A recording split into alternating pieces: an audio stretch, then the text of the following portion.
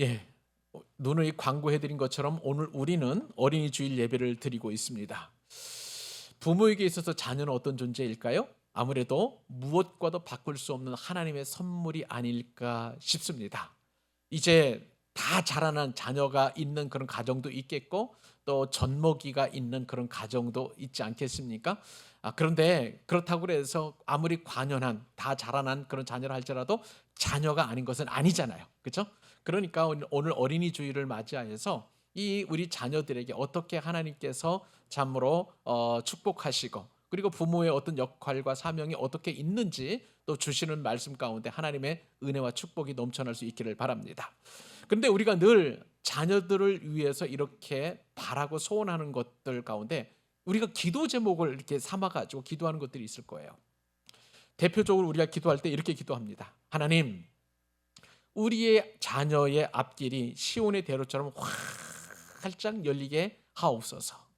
은혜의 대로로도 열리게 해주시고 또 취업과 어떤 그 취업의 또 취학과 취업의 그런 어떤 대로도 열려지게 해주시고 또 뭐라 그럴까요? 또 결혼의 문도 열려지게 하시고 또 뭐 여러 가지 우리 자녀들의 앞날에 어떤 그런 어떤 축복의 문들이 활짝 열려지기를 소원하는 것이 우리 부모들의 마음이라고 할 수가 있겠습니다.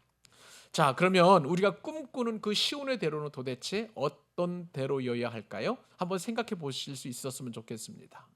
많은 사람들이 혹은 세상 사람들이 어떻게 자녀의 앞길이 열려지기를 원하냐면 성공의 탄탄대로일 거예요.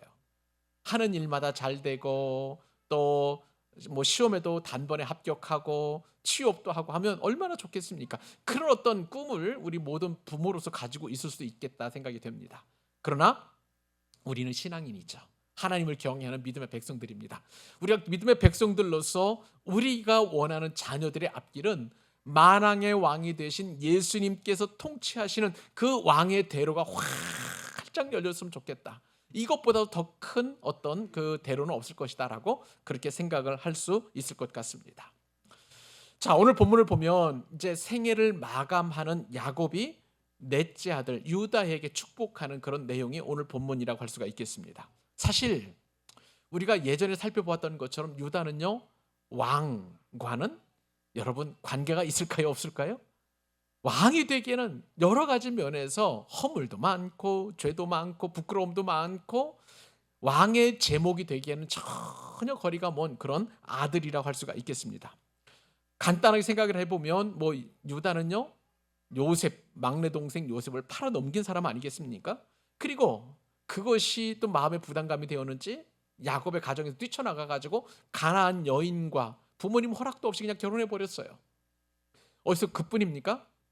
그렇게 그가 난 아들이 이제 삼형제였었는데 그 중에 첫째 아들, 둘째 아들이 범죄함으로 인하여 하나님으로부터 죽임을 당하게 되는 참 비극적인 가정사의 주인공이었고요. 뿐만 아니라 또 며느리 다말과 지울 수 없는 그런 관계를 맺음으로 말미암아 참 인생의 허물, 죄가 한둘이 아니라는 그런 어떤 우리가 유다에 대한 생각을 가지고 있습니다. 인간적으로 눈으로 볼 때는 유다가 왕의 대로를 걷는다? 아니에요. 천부당 만부당한 그런 말씀이라고 할 수가 있을 것 같습니다. 그러는데요, 여러분, 하나님의 은혜는 유다의 허물보다 큰 줄로 믿습니다. 하나님의 선택은 언제나 우리 기준을 뛰어넘고 우리 생각을 뛰어넘고 우리의 상식을 뛰어넘는 그런 어떤 하나님의 은혜라고 할 수가 있는 것이죠. 여러분, 사람은요 과거로만 봅니다마는 하나님은 어떻게 보십니까? 우리와 맺은 언약을 보시는 줄로 믿습니다. 사람들은 실패를 보지만 하나님께서는 그 실패 속에서도 하나님께로 나오는 이 유다를 통해서 하나님의 구원 계획과 하나님의 놀라운 그런 섭리를 바라보고 계시는 거예요. 그래서 야곱은 이렇게 허물 많은 유다를 축복하는 자리에서 아주 놀라운 그러한 선언을 하게 됩니다. 장대 루벤도 아니고 힘이 강한 다른 형제들도 아니고 오직 이 유다를 향하여 하나님께서 야곱의 입술을 통해서 선언하고 선포하게 하시는데 어떻게 선포할까요? 형제들이 너를 찬송할 것이라는 그런 축복의 말씀을 해주십니다. 어디 그뿐입니까? 규가 유다를 떠나지 아니할 것이며 라고 말씀하시는 거예요. 이 규는요 이따가 살펴보겠습니다만 왕권을 상징하는 그런 어떤 왕이 손에 쥐는 어떤 그 부채라든지 아니면 지휘봉 같은 것을 말하는 거예요. 여러분, 유다를 향한 이 야곱의 축복은 한 가문을 뛰어넘어서 인류의 모든 죄를 용서하시고 그리고 모든 인류를 구원하시려는 하나님의 놀라운 계획이 바로 이 야곱의 축복 안에 담겨져 있다는 거예요. 그러므로 오늘 어린이 주일을 맞이하여서 여러분, 이 유다를 향하신 이 축복의 말씀을 잘 듣게 된다면 우리 자녀들이, 그리고 저와 여러분이 선포하고 그리고 또 선언하는 이 엄청난 믿음의 고백으로 말미암아 우리 자녀들이 왕의 대로를 걷게 될 줄로 믿습니다. 아무리 관연한 자녀라 할지라도, 그리고 아직 결혼을 하지 않았습니다마는 장차 결혼한 우리 청년들의 모든 자녀들 가운데서도 그 자녀들이 오늘 말씀 앞에 순종하는 저와 여러분들을 통해서 시온의 대로를 걷고 왕의 대로를 걷는다는 것이 오늘 유다를 향하신 하나님의 놀라운 축복의 말씀인 줄로 믿습니다. 그러므로 오늘 말씀 우리가 잘 귀담아 들어야 돼요. 그리고 우리가 그 말씀을 잘 귀담아 듣고 그것을 우리가 축복으로 연결할 수 있는 믿음의 능력이 우리 가운데 필요한 줄로 믿습니다. 그 은혜와 그 축복, 그리고 무엇보다도 나의 자녀들을 향하신 하나님의 놀라운 그 권능을 우리 함께 은혜 받으면서 저와 여러분이 축복하는 그런 부모가 될 수 있기를 간절히 소원합니다. 오늘 말씀을 통해서 하나님께서 크게 4가지 교훈을 주실 텐데요. 첫 번째 교훈은 이것입니다. 하나님은 찬송하는 자를 세우신다는 사실이에요. 따라서 한번 해보실래요? 하나님은 찬송하는 자를 세우십니다. 자, 여러분, 이 유다가 이제 찬송이라는 그 이름인데, 자, 유다의 삶이 보여주는 놀라운 반전은 이 찬송이라는 이름 속에 숨겨져 있습니다. 하나님께서는 왜 허물 많은 유다를 형제들의 으뜸으로 세우셨는지 우리가 그 비결을 알아야 될 필요가 있는데요. 우선 우리가 읽었던 말씀 가운데 8절 말씀만 함께 읽어보도록 하겠습니다. 자, 읽어보십시다. 시작. 유다야, 너는 내 형제의 찬송이 될지라. 내 손이 내 원수의 목을 잡을 것이요 내 아버지의 아들들이 내 앞에 절하리로다. 아멘. 유다에게 야곱이 축복합니다. 유다야, 너는 내 형제의 찬송이 될 것이야. 그리고 너의 손이 내 원수의 목을 잡을 것이고, 승리자를 얘기하는 것이죠. 그리고 내 아버지의 아들들이 내 앞에 절하리로다. 다른 모든 형제들이 유다 앞에서 절하리라고 엄청난 복을 지금 선언하고 있습니다. 그런데요, 이 지금 야곱의 이 선언은 단순한 축복이 아니에요. 하나님의 선택 기준을 드러내는 전적인 하나님의 뜻이라고 할 수가 있을 것입니다. 자, 오늘 말씀을 보니까 이스라엘인 이 야곱이 유다에게 말하죠. 너는 내 형제의 무엇이 된다고요? 찬송이 되겠다라고 이야기합니다. 여러분, 이 찬송이라는 말은 히브리어 말로 요두카라는 그런 어떤 단어를 쓰는데요. 이 요두카는 찬양하다라는 그 어근, 그러니까 야다라고 하는 그 히브리 단어에서, 동사에서 오게 되었습니다. 야다라고 할 때의 그 야다는 우리가 보통, 제가 늘 강조했던 것은 알다라는 그런 야다를 말씀해 주셨는데요. 이 찬송하다의 그 야다와 그 다음에 우리가 알다 할 때의 그 야다는 발음은 똑같습니다만 맨 뒤에 철자가 자음이 달라요. 여하튼 이 그 요두카의 그 원형인 이 야다의 그 원래 동사는 이제 찬양하다라는 그런 야다라고 할 수가 있겠습니다. 자, 그런데 이 축복하다, 이 찬양하다라는 그런 단어인데, 자, 이 야곱이 지금 유다에게 축복한 이 말씀은 이 야다라는 단어를 써서 변형 형태죠. 요두카라는 단어를 썼는데, 이것은 뭐냐면 어떤 의미를 가지고 있냐면 그들이 너를 찬양할 것이다, 찬송할 것이다 라고 그렇게 야곱이 그렇게 선언하고 있는 것을 보게 됩니다. 그런데 여러분, 이 찬송은 사실은 누가 누구에게 하는 거예요? 사람이 하나님 앞에 드리는 것이 이 찬송이라고 할 수가 있겠습니다. 야다이죠. 근데 사실은요, 이 야곱이 유다에게 내린 그런 축복은 어떤 축복이냐면 너의 형제들이 너를 인정할 것이다. 사실은 원래 찬송하다라는 그 말의 깊은 의미를 보면 우리가 하나님을 인정하는 거잖아요. 하나님의 하나님 되심을 우리가 또 말씀드리는 거잖아요. 그런 것처럼 인정하다는 뜻이 가지고 있기 때문에, 야, 유다야, 너의 형제들이 너를 인정할 거야 라고 하는 야곱의 축복의 말씀이라고 할 수가 있겠습니다. 자, 그런데 유다의 이 이름, 찬송이라는 이름을 가지고 있죠. 그런데 이 찬송이라는 그 이름은 레아의 아주 처절한 영적인 몸부림에서 시작되었다고 할 수가 있을 거예요. 왜냐하면 자, 창세기 29장 35절 말씀에 따르면 레아가 이제 이 유다를 낳고 이렇게 선언을 하기 때문에 그렇습니다. 창세기 29장 35절 말씀 이렇게 기록되어 있죠. 그가 또 임신하여 아들을 낳고 이르되 내가 이제는 여호와를 찬송하리로다 하고 이로 말미암아 그가 그의 이름을 뭐라고 지었다고요? 유다라 하였고 그의 출산이 멈추었더라. 자, 그러면 여러분 이게 무슨 말씀인지 한번 예전 우리 들었던 말씀들을 우리가 다 떠올려 볼 필요가 있습니다. 자, 원래 야곱, 아버지 야곱, 남편 야곱이 사랑했던 여인은 누구예요? 4명의 아내들 가운데 라헬이었습니다. 그런데 이 라헬 대신에 그 언니인 레아를 라반이 바꿔치기를 했잖아요, 신부를. 그래가지고 이제 레아가 이제 신혼 첫날 밤에 야곱의 신혼 그 방에 들어오게 되어서 이제 그 첫 번째 아내를 맞이하게 되는데, 그러다 보니까 야곱의 입장에서 보면은 늘 라헬을 연모하는 거예요. 그리고 아름답지 아니한 그런 어떤 레아를 볼 때마다 참 마음이 참 착잡한 겁니다. 내가 사랑하는 아내는 라헬 뿐인데, 그런데 장인어른이자 외삼촌인 라반이 신부를 바꿔치기 했으니 야곱의 입장에서 보면 굉장히 불편했었을 거예요. 자, 그런 마음들 가운데에서 이제 자녀들을 낳게 되는데 첫 번째 아들을 낳게 되었습니다. 첫 번째 아들이 누구예요? 루벤입니다. 루벤의 이름을 레아가 어떻게 지었냐면 이제는 남편이 나를 사랑하리로다. 이제 그동안 남편이 나를 사랑해야 하는데 사랑하지 않고 이제 아들을 낳았기 때문에 이 첫 아들 루벤을 낳으면서 이제는 남편이 나를 사랑할 거야 라고 하는 열망을 담았던 거예요. 그래도 남편이 사랑하지 않습니다. 둘째 아들 시몬을 낳고 나서 레아가 어떻게 이름을 줬냐면 여호와께서 내가 사랑받지 못함을 들으셨도다. 듣다라는 이름에서 시몬, 사이몬이라고 이렇게 짓게 된 것이죠. 셋째 아들을 이제 낳았습니다. 레위입니다. 레위를 딱 낳고 보니까 이제는 남편이 나와 연합할 거야, 나와 함께 할 거야 라고 하는 그런 또 소망을 담아서 그렇게 레위라는 이름을 짓게 됐던 것이죠. 여러분, 첫째 아들, 둘째 아들, 셋째 아들의 공통점이 뭐예요? 레아가 자기 남편하고 계속 어떻게 하면 관계를 회복하고 좋은 부부 관계를 유지할까, 레아의 소망과 갈망이 다 이 아들들 이름 안에 들어가 있었던 것이죠. 그러나 그럼에도 불구하고 야곱의 마음은 늘 라헬에게만 가 있었던 것을 보게 됩니다. 그런 와중에서 이제 네 번째 아들 유다를 낳게 되었는데 그 유다의 뜻이 뭐라고요? 찬송이라는 뜻이에요.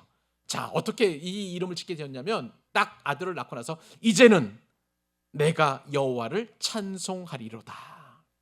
여러분, 첫째, 둘째, 셋째 아들과 넷째 아들 유다의 차이점은 뭐냐면요, 사람의 관점에서 레아가 어디로 옮겨졌어요? 이제는 하나님을 바라보는 그런 관점으로 바뀌게 된 것을 보게 됩니다. 그렇기 때문에 유다의 이름이 찬송으로 그렇게 짓게 된 거예요. 레아의 믿음의 어떤 성장, 레아의 어떤 변화들이 우리가 이 유다를 낳고 나서, 그리고 앞으로는 하나님만 찬송하겠다라는 레아의 믿음의 결정과 고백이 이 아들, 넷째 아들 안에 들어가 있던 것을 보게 됩니다. 여러분, 그래서 자녀의 이름을 잘 짓는 것은 너무나 중요한 거예요.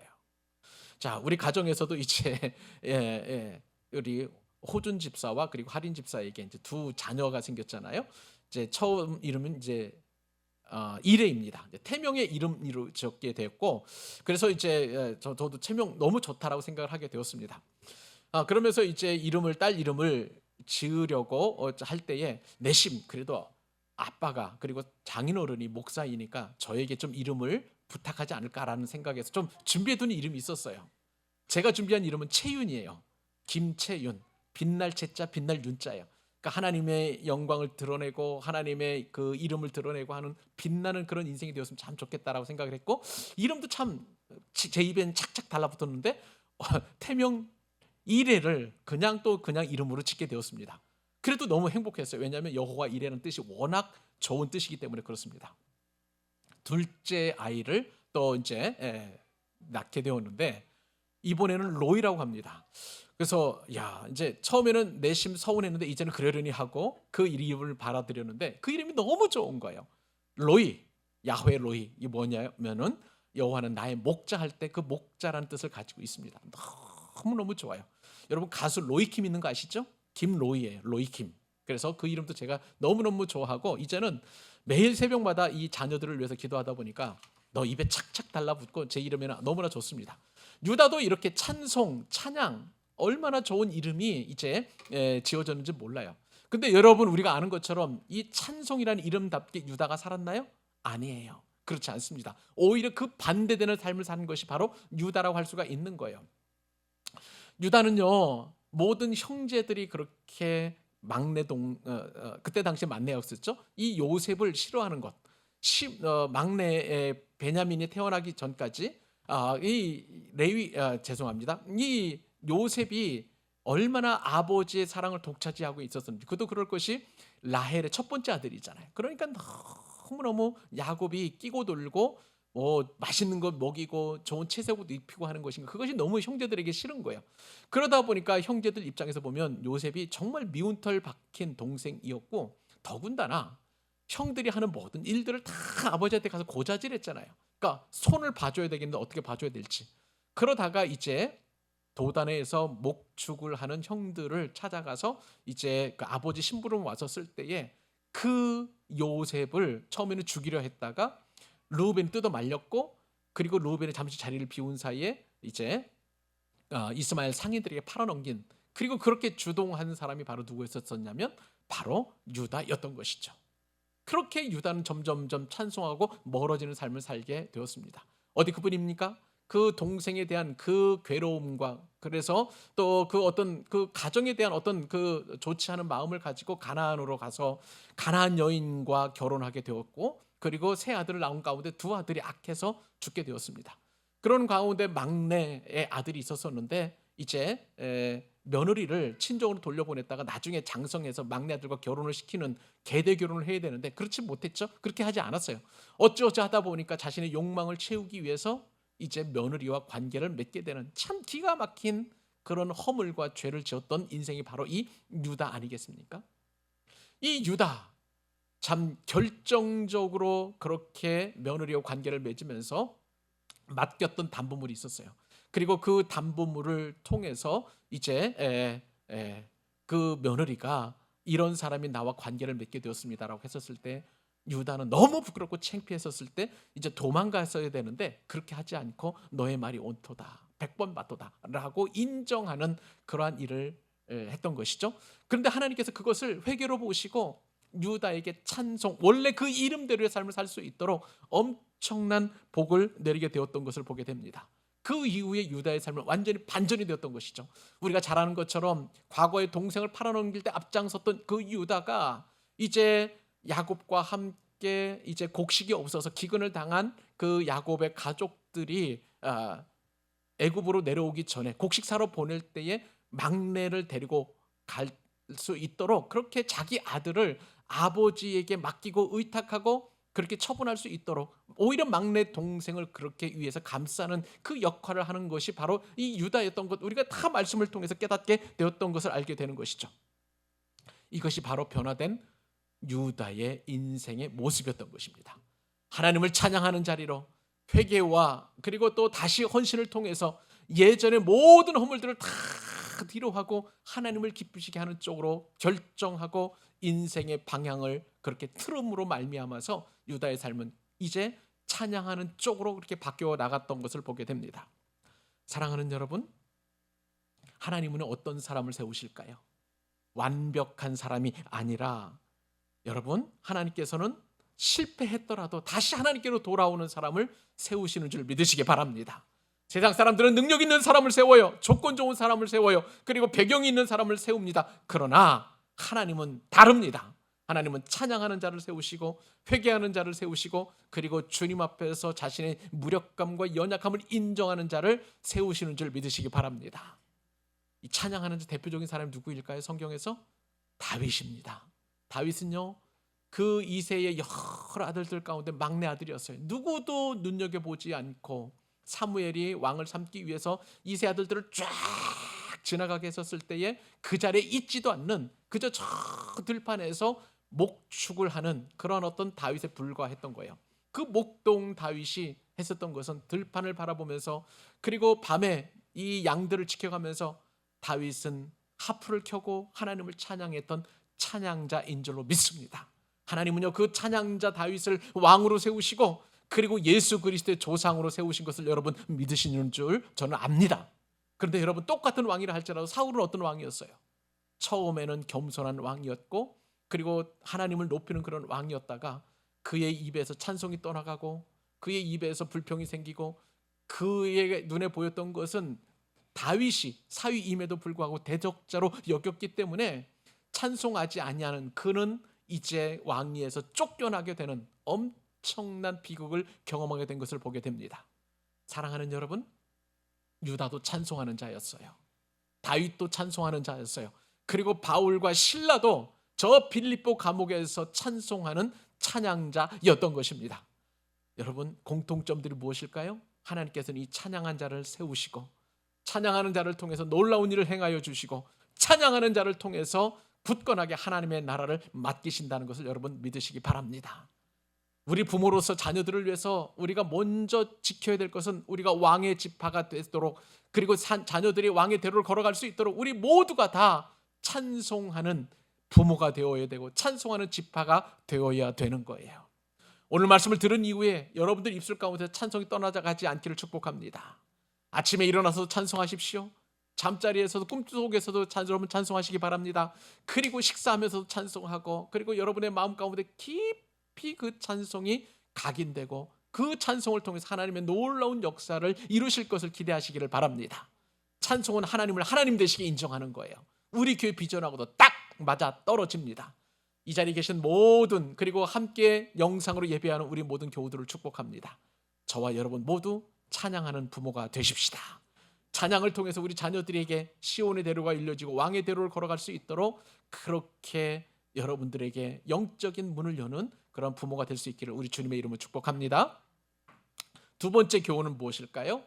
자, 유다 지파를 통해서 우리가 얻어지는 그런 두 번째 교훈은 사자처럼 위엄 있게 일어나고 사자처럼 평안히 누우라라는 그런 말씀입니다.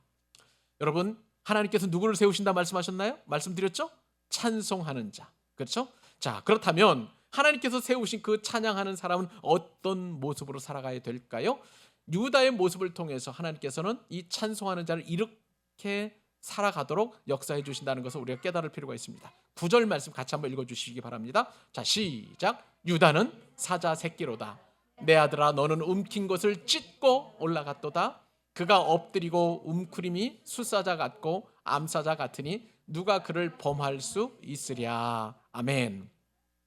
자, 야곱은 유다에게 인상적인 비유를 들죠. 유다여, 너는 사자입니까? 사자 새끼입니까? 사자 새끼예요. 너는 사자 새끼로다, 이렇게라고 선포하고 있습니다. 여러분, 이 사자는요, 고대 근동에서 특별히 이제 성경적인 세계관에서 사자는 왕을 상징합니다. 그래서 여러분 라이언 킹 할 때 그 디즈니에서 라이언을 킹으로 묘사한 이유가 있는 거예요. 고대 근동의 모든 세계관에서는 사자는 왕입니다. 짐승들의 왕이고 또 우두머리라는 것을 우리가 염두에 둘 필요가 있는 것이죠. 그러므로 유다에게 너는 사자라다라고 이야기하는 것은, 여러분, 그것은 유다가 바로 그 후손들을 통해서 왕이 계속해서 나오게 될 것임을 지금 야곱의 입술을 통해서 하나님께서 선언하고 계시는 것을 보게 됩니다. 그런데 유다는 지금 뭐라고요? 사자가 아니라 사자 새끼라는 거예요. 무슨 의미입니까?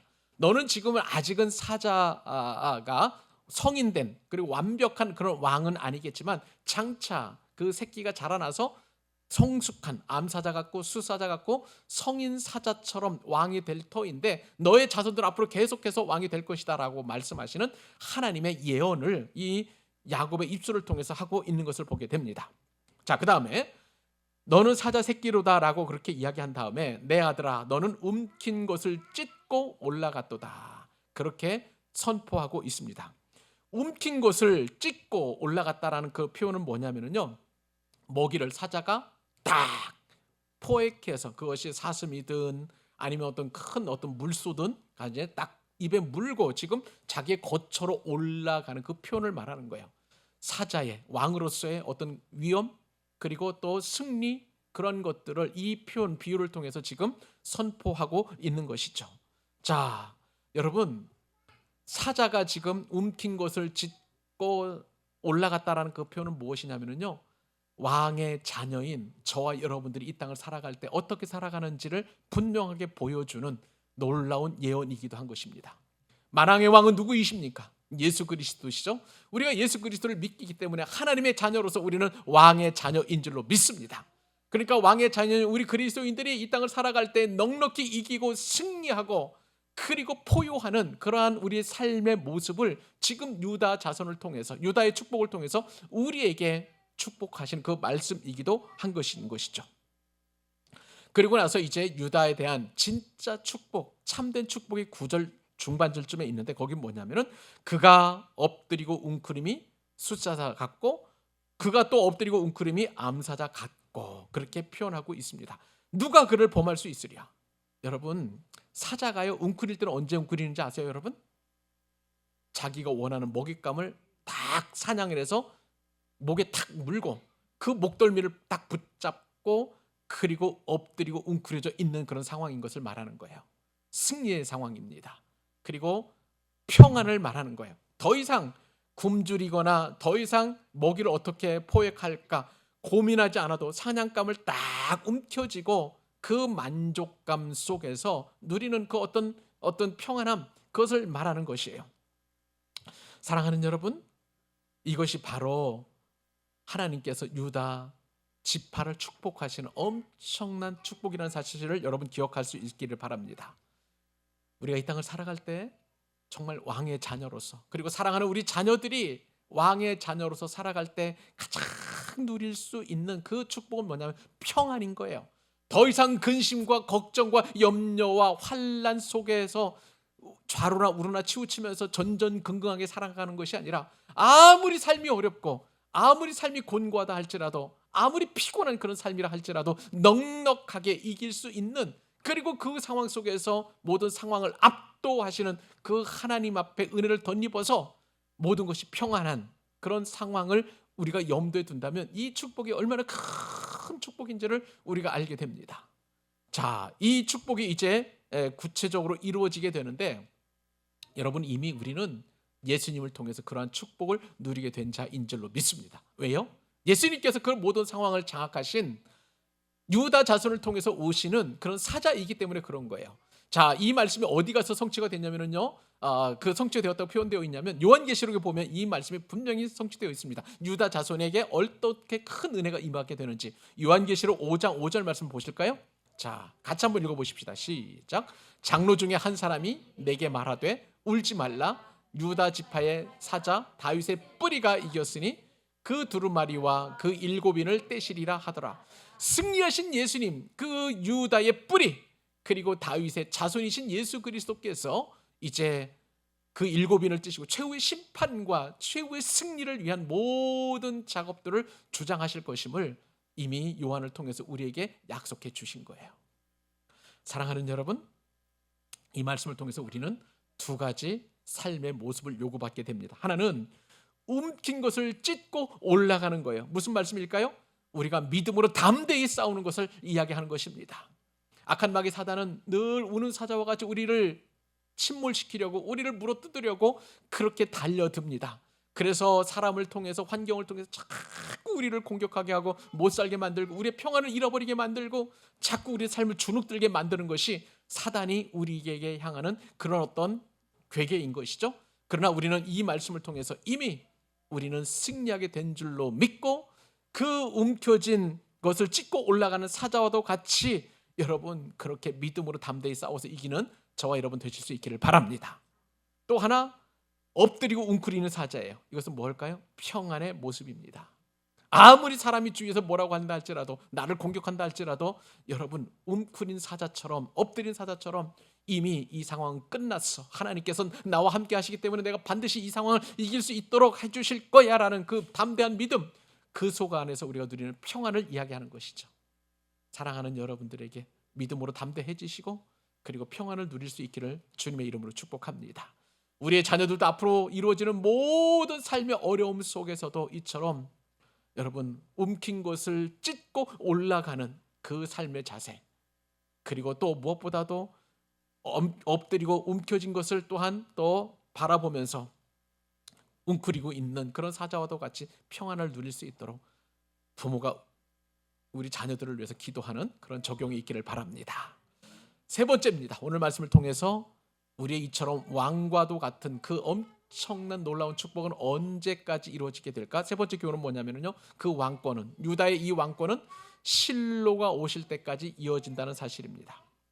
자, 우리가 지금까지 살펴본 것을 보니까 찬송의 지파에게 야곱은 아주 구체적이고도 이제 영원한 통치의 약속을 선포합니다. 왕이 되겠다라고, 왕으로서의 그 모습을 이야기한다면 그 왕권의 모습이 언제까지 지속될 것인지를 이야기하는데요, 그 말씀이 바로 10절이에요. 자, 10절도 읽어주십시오. 시작. 규가 유다를 떠나지 아니하며 통치자의 지팡이가 그 발 사이에서 떠나지 아니하기를 실로가 오시기까지 이르리니 그에게 모든 백성이 복종하리로다. 아멘.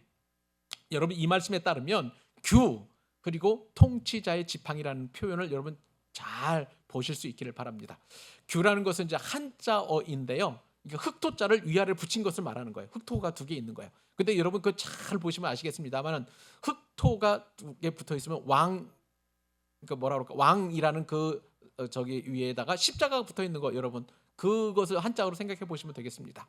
자, 이 규라는 것은요, 기본적으로 제가 이제 해석을 할 때 그렇게 해석을 해보았습니다만은 왕을 상징하는 거예요. 왜냐하면 이 규자가 한자어로 홀규로라고 이렇게 읽혀지기 때문에 그렇습니다. 홀이라는 것은 아까 처음에 제가 말씀을 드린 것처럼 왕이라든지 혹은 군대에서도 최고 통수권자들은 항상 손에 뭔가를 쥐고 있어요. 이게 그 통치권을 상징하는 그 뭐라 그럴까, 물건이라고 할 수가 있는 것인데요, 어떤 왕은 부채를 들기도 하고 어떤 왕은 이제 큰 지휘봉 같은 것을 들기도 하고 어떤 왕은 또 다른 어떤 것을 들기도 하고, 그런 어떤 통치자의 표현을 나타내는 것이 바로 이 홀입니다. 그러니까 그 규가 이 말씀에 따르면 유다를 떠나지 아니하며, 그러니까 이 통치권, 왕권이 유다를 떠나지 아니할 것이다라고 하는 분명한 약속인 거예요. 또 그 뒤에 말씀을 보니까 통치자의 지팡이가 그 발 사이에서 떠나지 아니하기를. 통치자의 지팡이, 역시 통치자는 홀이라든지 혹은 지팡이를 들고 자신의 어떤 위엄을 나타내는 그러한 모습을 우리가 상상해 본다면 그것이 떠나지 아니하기를 야곱이 간구하고 유다를 그렇게 축복하고 있는 것을 보게 됩니다. 여러분, 이렇게 야곱의 이 축복, 왕권이 유다에게서 떠나지 아니하는 이 선언은 언제까지 지속될까요? 오늘 말씀에 따르면 굉장히 중요한 표현이 이어지고 있는 것을 보게 됩니다. 떠나지 아니하고, 떠나지 아니하고. 여러분, 성경에서 이 반복은 뭐하다는 거예요? 중요한 걸까요? 아니면 중요치 않다는 것일까요? 중요한 거예요. 그러니까 왕권이 유다를 떠나지 아니하는 것이 얼마나 중요한지 지금 유다가 강조하고 또 야곱이 강조하고 있는 것을 우리가 보게 되는 것이죠. 여러분, 상상을 한번 해보십시오. 로마 제국도 그 왕조가 떠나갔습니다. 그죠? 전 세계에서 유명한 그리고 능력 있는 가장 강력한 그런 제국이라 할지라도 다 무너져 내렸어요. 로마뿐입니까? 저 중국에 있는 뭐 청나라, 또 무슨 또 송나라, 무슨 나라도 다 무너지게 되었던 것이죠. 우리 이 대한민국의 전신이었던 조선도 500년 역사밖에 되지 않았고요, 또 고려도 망했고 또 신라, 통일신라도 다 망했던 것을 보게 됩니다. 왕권은 항상 그렇게 망하게 되어 있는 거예요. 언젠가는 멸망합니다. 그런데 이 말씀에 따르면 유다의 왕권은 멸망하지 않는다. 그 왕권은 떠나지 않는다라고 지금 선포하고 있는 것을 보게 됩니다. 그런데 이 왕권, 이 규와 그리고 또 무엇보다도 이 통치자의 지팡이는 언제까지 이어지냐면 오늘 말씀에 따르면 실로가 오시기까지. 자, 언제까지라고요? 실로가 오실까지. 자, 그럼 우리가 실로가 무엇인지를 살펴보면 되겠습니다. 실로가 오시기까지인데 이 실로라는 단어는요, 굉장히 중요한 단어입니다. 성경학자들 사이에서 이 실로가 도대체 무엇이냐 여러 가지 이제 해석을 내놓는데, 기본적으로 이 실로는 참된 주인이라는 뜻을 가지고 있어요. 그리고 안식과 평안을 주는 자라는 그런 뜻을 가지고 있습니다. 쉽게 말하면요, 우리에게 안식을 주고 참된 평안을 주고 참된 우리의 주인인 것은 성경적으로 말하면 그것은 메시아밖에 없는 것이죠. 그러니까 구약 성경에서 그리고 이 구약 세계관에서 이 실로는 메시아를 가리키는 것을 보게 됩니다. 자, 그러면 여러분, 유다의 왕권은 언제까지 유지가 되냐면 실로가 오시기까지, 그 메시아가 오시기까지 이어진다는 것을 우리가 말씀을 통해서 깨닫게 됩니다. 여러분, 그렇죠? 유다의 후손이 바로 다윗입니다. 다윗을 통해서 그 왕권이 계속 이어지게 되었고, 이제 남왕국 유다를 통해서 비록 그들이 범죄하고 그들이 하나님을 떠나고 그들이 또 하나님 앞에서 또 악을 행했고 우상을 숭배했기 때문에 중간에 끊어지기도 하고 또 바벨론 포로로 끌려가기도 하고 그랬습니다마는, 그러나 영원한 왕이신 만왕의 왕이신 예수 그리스도께서 오시기까지 그들의 왕권은 계속 유지되어서, 그리고 또 예수님께서 정말 인류를 구원하시기 위한 참된 왕으로 오시기까지 그들의 왕권은 유지된 것을 보게 됩니다. 사랑하는 여러분, 사람은 실패할 수 있어요. 다윗도 실패했고 솔로몬도 실패했던 것 여러분 잘 아시지 않겠습니까? 그리고 그 이후에 계속해서 유다 왕들도 실패하고 넘어지고 죄를 짓고 범죄하고 우상 숭배하고, 그래서 중간에 넘어지고 깨뜨려지고 또 박살나고 포로로 끌려갔잖아요. 사람은 실패할 수 있어도 하나님은 실패하지 않습니다. 하나님의 약속하신 말씀, 하나님의 언약은 반드시 이루어지게 됩니다. 왜요? 하나님은 성실하신 분이시고 신실하신 분이시기 때문에 여러분 믿으시기 바랍니다. 그렇기 때문에 하나님께서 약속하신 이 말씀은 계속 이어지게 되는 거예요. 그뿐만 아니라 중요한 것이 그에게 모든 백성이 복종하리로다 라고 그렇게 선포하고 예언합니다. 무슨 말씀일까요? 이 모든 백성은요, 이스라엘 백성들만 포함하는 것이 아니에요. 모든 열방, 모든 이민족까지도 다 그 왕권 앞에 무릎을 꿇게 될 것임을 선언하고 있는 거예요. 지금 온 인류가 구약시대이든 신약시대이든 지금 그리고 우리 시대이든 상관없이, 그리고 미래 세대이든 상관없이 다 참된 왕이신 예수님께 경배하고 무릎을 꿇게 될 것입니다. 그것이 바로 하나님께서 유다 자손을 통해서, 유다를 통해서 허락해 주신 놀라운 축복인 거예요. 사랑하는 여러분, 우리 사랑하는 자녀에게 이처럼 참된 왕이신 예수님을 깊이 만날 수 있도록 부모가 우리 자녀들을 위해서 기도해 주실 수 있기를 바랍니다. 아무리 많은 유산을 물려주고 아무리 많은 좋은 것을 준다 할지라도 여러분, 그것보다도 가장 좋은 것은 믿음이에요. 우리 자녀들이 믿음의 길을 걸어갈 수 있도록 우리가 찬송하는 부모가 되어서 자녀들에게 왕의 대로를 열어주고 시온의 대로를 열어준다면, 여러분의 자녀들은, 그리고 여러분의 가정은 주님의 은혜 안에서 엄청난 복의 복을 누리게 될 줄로 믿습니다. 마지막 교훈 간단하게 살펴보도록 하십시다. 자, 그러면 이렇처럼 엄청난 이제 왕권을 가진 유다 지파에게 이제 그 어떤 삶을 살게 되는지 구체적으로, 그리고 그 삶은 언제부터 시작되는지 우리가 살펴볼 필요가 있는데, 마지막 한 번만 더 읽어주십시오. 11절 12절 읽어주십시오. 자, 시작. 그의 나귀를 암나귀를 아름다운 포도나무에 맬 것이며 또 그 옷을 포도주에 빨며 그의 복장을 포도즙에 빨리로다. 그의 눈은 포도주로 인하여 붉겠고 그의 이는 우유로 말미암아 희리로다. 아멘. 자, 유다는요 이제 왕권을 계속해서 유지해 나가는 그런 삶을 살게 될 것입니다. 왕은 기본적으로 풍요한 삶을 살아요. 맞죠? 예, 왕이 거지처럼 살아갈 수는 없잖아요. 그죠? 그런데 그 풍요로움이 얼마나 풍요로운지 오늘 말씀에 따르면 기가 막힙니다. 자, 그의 나귀를 어디에 맨다고요? 포도나무에. 기본적으로 중동에서 이 포도나무는 굉장히 귀한 재산이자 자산이에요. 이 포도나무는요 중동에서 너무너무 귀해서, 왜냐하면 석회석이고 또 그다음에 물이 희귀하기 때문에 중동에서 물을 마음껏 마실 수 없어요. 우리나라는 정말 복받은 나라예요, 그것에 비하면. 그런데 그렇기 때문에 이들은 항상 포도 열매를 따서 포도즙을 짰거나 내지는 포도주를 만들어 가지고 음료처럼 마셔야 되는 그런 상황입니다. 자, 그런데 이 귀한 포도나무에 무엇을 맺냐면 나귀를 맨다는 거예요. 포도나무에 나귀를 매는 사람이 있나요? 없어요. 그런데 왜 나귀를 맨다는 이 표현을 한 것일까요? 그 귀한 포도나무가 이제는 지천이 깔려가지고 너무너무 포도나무가 많기 때문에 나귀를 그 포도나무에 매도 된다는 거예요. 포도나무에 매인 나귀는요 그 포도 잎을 따먹을 거예요. 포도 열매를 따먹을 거예요. 상관없다는 거예요. 그만큼 풍요로운 그런 어떤 상징을 지금 야곱이 예언하고 있는 것을 보게 됩니다. 야곱의 축복은 또 어떤 축복일까요?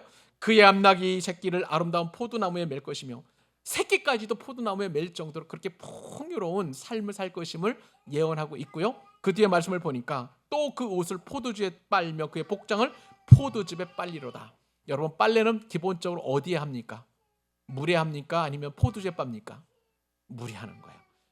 물이 오히려 더 귀하게 여기질 정도로 포도주가 너무너무 흔하니까 옷을 이 포도주에 빤다라고 하는, 모르겠습니다. 저도 아직 포도주에 빨아본 적이 없어가지고 그 상황이 어떤 상황인지는 모르겠습니다만은 향기는 날 것 같은데, 그런데 그렇게 흔하게 포도주가 흔하게 될 것임을, 그렇게 풍요로울 것임을 지금 야곱이 유다 지파를 축복하고 있는 거예요.